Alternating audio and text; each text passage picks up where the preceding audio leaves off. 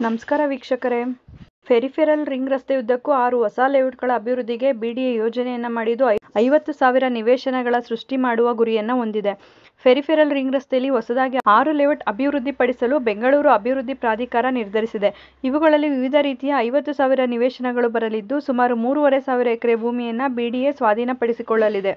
ನಗರದ ಸಂಚಾರ ದಟ್ಟಣೆ ನಿಯಂತ್ರಿಸುವ ಉದ್ದೇಶದೊಂದಿಗೆ ನಗರದ ಸುತ್ತ 73 ಕಿಲೋಮೀಟರ್ವರೆಗೂ ಬರುವ 27,000 ಕೋಟಿ ರು. ವೆಚ್ಚದ ಪೆರಿಫೆರಲ್ ರಿಂಗ್ ರಸ್ತೆ 8 ಪಥಗಳ ಪ್ರವೇಶ ನಿಯಂತ್ರಿತ ಎಕ್ಸ್ಪ್ರೆಸ್ ವೇ ಆಗಿದ್ದು, ಬೆಂಗಳೂರು ಉತ್ತರ, ಬೆಂಗಳೂರು ಪೂರ್ವ ಮತ್ತು ಆನೇಕಲ್ ತಾಲೂಕುಗಳ ಮೂಲಕ ಸಾಗುತ್ತದೆ. ಬಿಡಿಎ ನಿವೇಶನಗಳಿಗೆ ಹೆಚ್ಚಿನ ಬೇಡಿಕೆ ಇರುವುದರಿಂದ ಹೊಸದಾಗಿ 50,000 ನಿವೇಶನ ಅಭಿವೃದ್ಧಿಗೆ ನಿರ್ಧರಿಸಲಾಗಿದೆ. ಬಿಡಿಎ ಸ್ವಾಧೀನಪಡಿಸಿಕೊಳ್ಳಬೇಕಾದ ಭೂಮಿ ಗುರುತಿಸುವಿಕೆಯೊಂದಿಗೆ ಪ್ರಾಥಮಿಕ ಕಾರ್ಯಗಳು ಈಗಾಗಲೇ ಆರಂಭಗೊಂಡಿದೆ. ಭೂಮಿ ಕಳೆದುಕೊಂಡವರಿಗೆ 40:60 ಯೋಜನೆ ಆಧಾರದ ಮೇಲೆ ಪರಿಹಾರ ನೀಡಲಾಗುವುದು. ಈ ಯೋಜನೆಯಂತೆ ಬಿಡಿಎಗೆ ಭೂಮಿ ನೀಡುವವರಿಗೆ ಅದೇ ಲೇಔಟ್ನಲ್ಲಿ ಅಭಿವೃದ್ಧಿಪಡಿಸಲಾದ ಶೇಕಡಾ 40ರಷ್ಟು ಭೂಮಿಯನ್ನು ನೀಡಲಾಗುವುದು. ಉಳಿದ ಶೇಕಡಾ 60ರಷ್ಟು ಭೂಮಿಯನ್ನು ಬಿಡಿಎ ಉಳಿಸಿಕೊಳ್ಳಲಿದೆ ಎಂದು ಬಿಡಿಎ ಆಯುಕ್ತರು ಹೇಳಿದರು.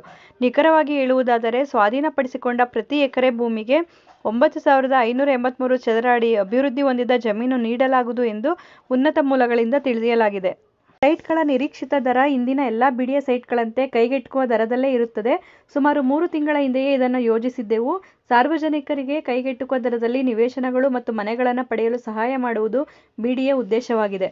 ಬೆಂಗಳೂರು ಅಭಿವೃದ್ಧಿ ಪ್ರಾಧಿಕಾರ ಇತ್ತೀಚೆಗೆ ಡಾ. ಶಿವರಾಮ ಕಾರಂತ್ ಲೇಔಟ್ನಲ್ಲಿ 34,000 ಸೈಟ್ಗಳನ್ನು ಹೊಂದಿದ್ದು, ಅದರಲ್ಲಿ 10,000 ಸೈಟ್ಗಳು ಸಾರ್ವಜನಿಕರಿಗೆ ಲಭ್ಯವಾಗಲಿದೆ. ಉಪಯುಕ್ತವಾಗಿದೆ ಅಂತ ಭಾವಿಸ್ತೀನಿ. ಮತ್ತಷ್ಟು ಮಾಹಿತಿಗಾಗಿ ನಮ್ಮ ಚಾನಲನ್ನು ಲೈಕ್ ಮಾಡಿ, ಮತ್ತೊಬ್ಬರಿಗೆ ಈ ವಿಚಾರ ಉಪಯುಕ್ತ ಆಗುತ್ತೆ ಅನಿಸಿದ್ರೆ ಶೇರ್ ಮಾಡಿ. ಹೊಸದಾಗಿ ನೋಡ್ತಾ ಇರೋರು ಸಬ್ಸ್ಕ್ರೈಬ್ ಮಾಡಿಕೊಂಡು ನೋಡಿ.